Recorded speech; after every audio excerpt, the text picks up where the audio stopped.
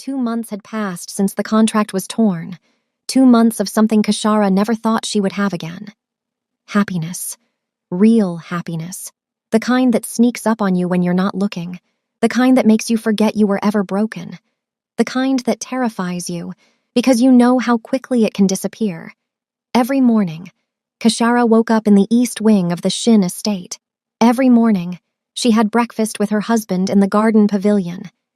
Every morning, she reminded herself that this was real, that she wasn't dreaming, that she had actually found her way here.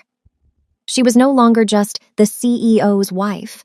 She was senior consultant for international partnerships at Hanul Corporation, a real position, real responsibilities, real power. She had earned it. Her days were filled with meetings, negotiations, strategy sessions. She spoke 4 languages fluently, and she used every single one. The employees who had once whispered about her now respected her. The board members who had doubted her now sought her advice. The media who had called her a publicity stunt now called her formidable. Kashara Whitmore Shin had arrived, and she was not going anywhere. But happiness, as Kashara knew all too well, never lasts forever. It started with a phone call. Kashara was in her office at Hanul Corporation, reviewing contracts, preparing for a meeting with investors from Singapore. Her 3rd cup of coffee was getting cold on her desk. Her assistant knocked on the door. "Mrs. Shin?" "Yes. There's someone on the phone for you." "They say it's urgent." Kashara frowned. "Who is it?" "They wouldn't give a name, but they said—" Her assistant hesitated. "They said to tell you. The past always catches up." Kashara's blood ran cold. That phrase. She knew that phrase. "Transfer the call," she said. Her voice was steady, but her heart was racing. The phone rang once. She picked it up. "Hello, Kashara." The voice was familiar, hauntingly familiar, a voice she hadn't heard in over a decade. "Mama," Kashara whispered. Denise Whitmore, the woman who had given birth to her, the woman who had abandoned her at age 7, the woman who had chosen drugs over her own daughter, the woman who had disappeared and never looked back. "Surprised to hear from me?" Denise asked. "How did you get this number?" "Baby girl, you're all over the news. The American woman who married the Korean billionaire." "Hard to miss." Kashara closed her eyes. Of course, the media coverage, the magazine interviews, the photographs that had spread around the world. She had become famous, and fame attracts vultures. "What do you want?" Kashara asked. Her voice was cold, hard, the voice of a woman who had learned to protect herself. "I'm in Seoul," Denise said. "I want to see you. I want to explain." "Explain what?" "How you left me at a bus station when I was 7. How you walked away and never came back. How I spent 11 years in foster care because you couldn't stay clean." "I was sick, Kashara. I was an addict. Save it." Kashara's voice cracked. "I don't want to hear your excuses." Silence on the other end. Then, a shaky breath. "I'm dying, Kashara." The words hit like a physical blow. "What?" "Cancer. Stage 4. Pancreatic. The doctors say I have maybe 6 months, maybe less." Kashara gripped the phone so hard her knuckles turned white.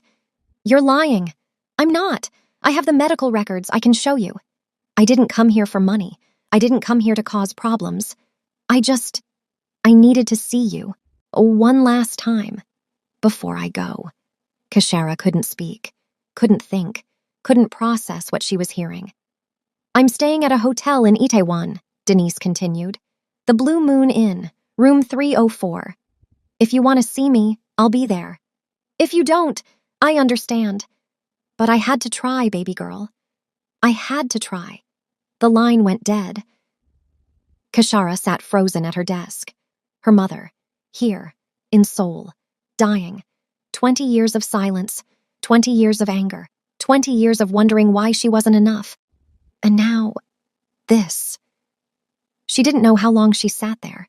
Minutes, maybe hours. The light outside her window changed from bright to dim. Finally. Her phone buzzed. A message from Taijun. Working late? I'll wait for you at home. Home. He called it home. Their home. Kashara took a deep breath. She gathered her things. She left the office. And she went home to tell her husband everything. The Shin estate was quiet when she arrived. The staff had retired for the evening. Only the security lights illuminated the traditional Korean gardens. Kashara found Taijun in his study. He was surrounded by documents, his reading glasses perched on his nose. He looked up when she entered, and immediately knew something was wrong. What happened? He asked. My mother called, Kashara said. She's here, in Seoul. She says she's dying. Taejun's expression shifted. Concern, of protectiveness, calculation. Tell me everything, he said. And Kashara told him everything. About her childhood, about Denise's addiction, about the day she was abandoned at a bus station in Atlanta, about the foster homes, the loneliness, the years of feeling unwanted. She had never told anyone the full story, not even Brandon, during their 2 years together. But with Taejun, the words just came. Like a dam breaking, like a wound finally being cleaned. When she finished, she was crying. She hadn't realized she was crying, but her face was wet with tears. Taejun pulled her close. He held her against his chest. He didn't speak, he just held her. What do I do? Kashara finally asked. Part of me wants to see her, to understand, to, I don't know, get closure. But part of me is so angry, still, after all these years. Part of me wants to tell her to go to hell. Both parts are valid, Taijun said quietly. Both parts are you. The question is, which part do you want to lead? Kashara pulled back. She looked at him. What would you do? Taijun was quiet for a moment. My father was cruel, he said finally. He raised me to be a weapon, a machine. He never told me he loved me, not once. When he died, I felt nothing. No grief, no relief, just emptiness. I always wished I had confronted him, told him how much he hurt me. But I never got the chance. He died. And I was left with all these words I never said. He took Kashara's face in his hands. He looked into her eyes. You have a chance I never had, he said. A chance to say everything you need to say. That doesn't mean you have to forgive her. It just means you get to be heard. Kashara closed her eyes. She let his words sink in. Will you come with me? She asked. If you want me there, I'm there. I want you there. Then I'm there. The next morning, they went to the Blue Moon Inn. It was a modest hotel, clean but cheap, the kind of place tourists stayed when they couldn't afford anything better. Kashara stood outside room 304. Taijun was beside her. His presence was steady, reassuring. She raised her hand to knock, hesitated, then knocked. Footsteps inside. The door opened, and Kashara saw her mother for the first time in 20 years. Denise Whitmore looked small, fragile. The years had carved lines into her face. Her hair was thin and streaked with gray. Her body was gaunt. Illness had taken its toll, but her eyes were the same eyes Kashara saw every time she looked in the mirror. Baby girl, Denise whispered. You came. Don't call me that, Kashara said. Her voice was harder than she intended. You haven't earned that. Denise flinched, but she nodded. You're right, I'm sorry. Can I at least invite you in? Kashara glanced at Taijun. He gave a small nod. They entered the room. It was small. A single bed, a dresser, a window overlooking a busy street. Medical documents were spread across the dresser, pill bottles lined up like soldiers, evidence of a body at war with itself. Denise sat on the edge of the bed. Kashara remained standing. Taijun stood near the door, watchful, protective. Thank you for coming, Denise said. I know you didn't have to. I know I don't deserve it. You're right, Kashara said. You don't. So explain to me, why should I give you even 5 minutes of my time? Denise took a shaky breath. Because I owe you the truth. I owe you my story. Not as an excuse, but as an explanation. You deserve to know why things happened the way they did.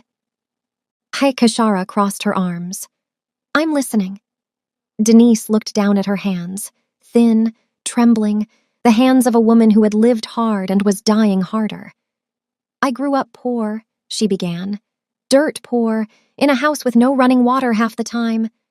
My mama was mean, cruel. She used to beat me for breathing too loud. By the time I was 13, I was already drinking, already looking for escape. By 15, I found harder stuff, and that was the beginning of the end. She paused, took a breath. I met your father when I was 19. Jabari Whitmore. He was beautiful, kind, the first person who ever made me feel worth something. We were going to get married, going to have a family, going to escape together. But then, her voice cracked, he was killed. Robbery at a gas station, wrong place, wrong time. I was 6 months pregnant with you. Kashara felt her chest tighten. She had never known her father, had never even known his name. Brandon had never asked about her past. Tae-Jun had asked, but she hadn't been ready to share. Now, she was hearing it from the woman who had been there. After Jabari died, I broke, Denise continued. Completely broke. The drugs got worse, everything got worse. But when you were born, I tried. I really tried. For 7 years. I tried to be a good mother. But the addiction was stronger, the pain was deeper. And one day, I realized I was going to destroy you. I was going to take you down with me. So I made a choice. Tears were streaming down Denise's face now. I left you at that bus station, not because I didn't love you, but because I loved you too much to watch you suffer. I thought you would be better off, in the system, away from me. I thought someone else could give you what I couldn't. And did you ever think about coming back? Kashara demanded. Did you ever think about finding me? Every single day, Denise whispered. Every single day for 20 years. But by the time I got clean, by the time I was stable, you were already in college, already building your life. I didn't want to disrupt that. Didn't want to bring my mess into your success. So I watched from a distance, newspaper articles, social media. I watched you graduate, watched you move abroad.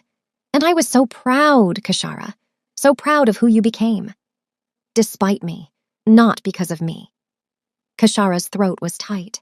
Her eyes were burning. Why now? She asked. Why come now, when you're dying? Because I'm out of time, Denise said. Because I can't leave this world without you knowing the truth. Without you knowing that I'm sorry. Without you knowing that you were always loved. Even when I wasn't there to show it. Silence filled the room, heavy, suffocating. 20 years of silence, finally broken. Kashara didn't know what to say, what to feel, how to process any of this. She looked at Tae-Jun. His eyes met hers, steady, supportive, letting her know he was there, whatever she decided. She looked back at her mother, this broken woman, this stranger who shared her face. I don't forgive you, Kashara said. Her voice was quiet, but firm. I'm not there yet. I may never be. Denise nodded. I understand. But, Kashara took a breath, I'm not going to send you away. If you're really dying, you can stay in Seoul. We can talk, try to understand each other. I can't promise more than that. Denise's face crumpled. Thank you, she whispered. Thank you, Kashara. Kashara turned toward the door, then stopped. I'll have my assistant find you better accommodation, she said. Somewhere comfortable, with proper medical care. This hotel is not suitable. You don't have to. I know I don't have to. I want to. She walked out without looking back. Taijun followed. In the car, Kashara finally let herself breathe. Her hands were shaking. Her heart was pounding. Taijun took her hand. He didn't say anything. He just held on. I don't know if I did the right thing, Kashara said. There is no right thing, Taijun replied. There's just the thing you can live with. Can you live with this? Kashara thought about it. I think so. I think I need to know who she is before she's gone. I need answers, even if they hurt. Then you made the right choice. Kashara leaned against him. Let herself be held. Let herself be weak, just for a moment. Thank you, she whispered, for being here. For not judging me. For everything. You don't have to thank me, Taijun said. You're my wife. Where you go, I go. Whatever you face, we face together. Kashara closed her eyes. She let his words wash over her, let herself believe them. She had spent so long alone, fighting alone, surviving alone. Now, she had a partner, a true partner, and that made all the difference. The weeks that followed were intense. Kashara met with Denise regularly, dinners at quiet restaurants, walks through Seoul's parks, long conversations that sometimes ended in tears, and sometimes ended in silence. She learned things she had never known, about her father Jabari, about Denise's own abusive childhood, about the cycles of pain that had shaped their family for generations. None of it excused what Denise had done, but it helped Kashara understand. Understanding didn't mean forgiveness, but it meant less anger, less weight, less of the burden Kashara had been carrying for 20 years. Slowly, something began to heal. But just as things were stabilizing with Denise, chaos erupted from another direction. It started with Brandon. She was leaving the office late one evening. The parking garage was empty. Her heels echoed against the concrete. And then she saw him, leaning against her car, waiting. Brandon Hayes, the man she had almost married, the man who had betrayed her, the man who had run away when the scandal broke. He looked terrible, unshaven, exhausted. His expensive suit was wrinkled. His eyes were bloodshot. Keshara, he said. His voice was desperate. Please, just hear me out. Keshara stopped 10 feet away. She didn't move closer. How did you get in here? I still have my old access badge. They haven't deactivated it yet. She made a mental note to fix that. What do you want, Brandon? I want you, he said. I want us back. I made a mistake, a terrible mistake, but I still love you. Keshara stared at him. This man, this weak, selfish, pathetic man. She had almost built a life with him. She had almost given him her future. And now, looking at him, she felt nothing. No anger, no sadness, no longing, just emptiness. You made a mistake, she repeated. That's what you call it?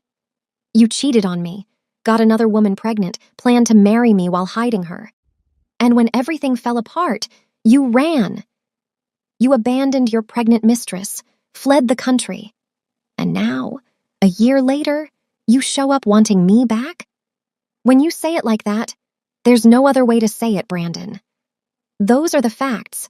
Those are your choices. She stepped closer. Her voice dropped to ice.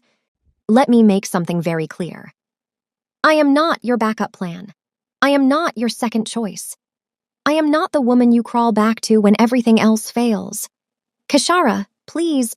I am Keshara Whitmore Shin, wife of the most powerful man in Seoul, senior executive at Hanul Corporation, a woman who turned your betrayal into an empire. She leaned in close. Her eyes were cold. And you are nothing to me.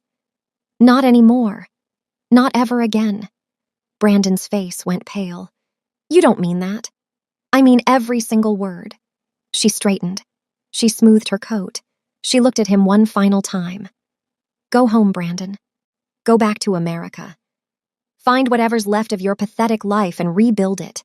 But do not come near me again. Because the next time you show up, It won't be security escorting you out. It will be lawyers. And my husband's lawyers are very expensive. Brandon opened his mouth, closed it, opened it again. Nothing came out. Kashara walked past him, got in her car, drove away. She didn't look in the rearview mirror, not once. That night, she told Taijun what happened. They were in their bedroom, the room they now shared, not separate quarters anymore, not the careful distance of their contract days. A real bedroom, a real marriage. Taejun listened without interrupting. His jaw tightened when she described finding Brandon at her car. His hands clenched when she repeated Brandon's words. But he didn't explode. He didn't rage. He waited until she was finished. "Are you all right?" he asked. "I'm fine," Kashara said. "Actually, I'm better than fine." Seeing him, talking to him, it confirmed what I already knew. I made the right choice. Leaving him, marrying you, building this life. It was all exactly right. Taijun's expression softened. "I'm proud of you," he said. "The way you handled him, the strength you showed. You didn't need me to rescue you. You rescued yourself," Kashara smiled. "I learned from the best." She crossed to him. She wrapped her arms around his neck. She looked into his eyes. "I love you, Shin Taejun. I love you too, Kashara Whitmore Shin." They held each other. Two people who had started as strangers, who had become partners, who had become everything. 3 weeks after Brandon's pathetic attempt to win her back, Kashara received an unexpected message. It was from Yoon Seo-yeon, the woman who had been pregnant with Brandon's child, the woman Kashara had spoken to, all those months ago, the woman she had told to figure it out. The message was simple. "Mrs. Shin, I wanted you to know. I figured it out. Thank you." Attached was a photograph. Kashara opened it, and she smiled. Seo-yeon was standing in front of a small bakery. A bakery, with her name on the sign. Yoon's sweet beginning. In her arms was a baby, a beautiful baby girl. Chubby cheeks, bright eyes, dressed in pink. Seo-yeon looked different. Not the broken woman who had cried in Kashara's office. Not the abandoned mistress who had begged for guidance. She looked strong, confident, like a woman who had rebuilt herself from nothing. The message continued. "Her name is Yoon Ha-eun. She has her father's eyes, but she will have my strength. I used the money my grandmother left me, started small, worked hard. The bakery opened last month. We're already profitable. Brandon has never met her, never asked, never sent a single one. And honestly, that's fine. She doesn't need a father who runs. She has a mother who stays." Kashara read those words 3 times. She has a mother who stays. She thought about her own mother, Denise, who hadn't stayed, who had run, who had left a 7-year-old girl waiting at a bus station. And she thought about Seo-yeon, a woman who had every reason to fall apart, every excuse to be a victim, but who had chosen differently. Kashara typed back a response. "I'm proud of you. Ha-eun is lucky to have you. If you ever need anything, you know where to find me." She hesitated, then added one more line. "Mothers who stay change everything." She sent the message, and she felt something settle inside her. This was how it should end. Not with revenge, not with bitterness, but with 2 women. Both betrayed by the same worthless man, rising anyway, building anyway, thriving anyway. As Brandon Hayes had tried to destroy them both, and they had both turned his destruction into foundations. Seo-yeon had her bakery, her daughter, her new beginning. Kashara had her husband, her career, her empire. And Brandon? Brandon had nothing. No job, no fiancé, no mistress, no daughter he would ever know, just the ruins of every relationship he had burned. Karma, Kashara thought, didn't always come with thunder. Sometimes it came quietly, in the success of the women you underestimated, in the joy of the lives you tried to break, in the happiness that happened without you. She closed her phone. She smiled. and she went home to her husband. 3 months later, Kashara discovered she was pregnant. She found out on a Tuesday morning, a home test, 2 pink lines, clear as day. She sat on the bathroom floor, staring at the test, trying to process what it meant. A baby, their baby, a life growing inside her. She thought about her own mother, about the cycles of pain, about the fear of repeating mistakes. Could she be a good mother? Did she even know how? She had never had an example to follow, only examples of what not to do. Her hands were shaking when she finally stood. Her heart was racing when she walked to Taijun's study. Her voice was trembling when she knocked on the door. "Come in," he called. She entered. He looked up from his documents, saw her face, immediately stood. "What's wrong? What happened?" Kashara couldn't speak. She just held up the test. Oh, Taejun stared at it. His eyes widened, his mouth opened. "Is that? I'm pregnant." Silence. Complete silence. Then, Taejun crossed the room in 2 strides. He pulled her into his arms. He held her so tight she could barely breathe. "A baby," he whispered. "We're having a baby." "Are you happy?" Kashara asked. Her voice was small, uncertain. He pulled back. He looked at her with eyes full of wonder. "Happy? I don't have words. You have given me everything, Kashara. A partner, a purpose, a reason to be better. And now, or a family. I didn't know I wanted this. I didn't know I could have this. But now that I do." He placed his hand on her stomach, gently, reverently. "Now I have everything." Tears streamed down Kashara's face. "I'm scared," she admitted. "I don't know how to be a mother. I never had one. Not really. What if I fail? What if I become like her?" "You won't," Taijun said firmly. "You know why? Because you're already asking the questions she never asked. You're already worried about being good enough. That worry, that care, that's what makes a good parent. Bad parents don't worry. Bad parents don't care. You care more than anyone I've ever known." Kashara let out a shaky breath. "Wait, you really believe that?" "I know that. And I'll be right beside you, every step. We'll figure this out together. Like we figure everything out. Together." That word again. The word that had changed everything. Kashara leaned into him. Let herself be held. Let herself believe that maybe, just maybe, she could do this. 8 months later, Shin Min-jun was born. A healthy baby boy. 7 pounds, 8 ounces, with his father's sharp features, his mother's warm brown skin, and eyes that held the promise of both worlds. Kashara held him in the hospital, exhausted, overwhelmed, completely, utterly in love. Taijun sat beside her, his hand on her shoulder, his eyes fixed on their son, wonder on his face. "He's perfect," he whispered. "He's ours," Kashara replied. "He's the best of both of us." The door opened softly. Denise stood in the doorway. She was thinner now, weaker, using a cane. The cancer was progressing. But she had held on, determined, stubborn, refusing to die before she met her grandchild. "Can I?" she asked hesitantly. Kashara looked at her mother. This woman who had caused so much pain. This woman who was trying so hard to make amends. This woman who had, perhaps, done her best with what she had. "Come in," Kashara said. "Come meet your grandson." Denise approached slowly, each step an effort. She looked at the baby with tears in her eyes. "He's beautiful," she whispered. "Oh, just like his mama." Kashara felt something shift inside her, something old, something heavy, something that had been weighing her down for 20 years. "Would you like to hold him?" she asked. Denise's eyes widened. "Really? You'd let me?"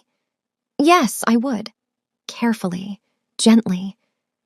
Kashara transferred Min-jun to her mother's arms. Denise held him like he was made of glass, like he was the most precious thing in the world, like holding him was healing something inside her too. "I don't deserve this," she whispered. "None of us deserve anything. We just do the best we can. And we hope that love is enough." It wasn't forgiveness, not completely. The scars were too deep, the years too long. But it was something. Of peace, acceptance, the beginning of letting go. Denise passed away 6 weeks later, peacefully, in her sleep. It was hard. Harder than Kashara expected, grieving for a mother she had only begun to know, mourning a relationship that might have been. But she didn't fall apart. She had too much to live for now, a husband who loved her, a son who needed her, a life she had built from the ashes. Because that's what Kashara Whitmore Shin did. She survived, she adapted, she rose. If this story touched your heart, hit that subscribe button, turn on notifications, and leave a comment telling me, what hit you the hardest?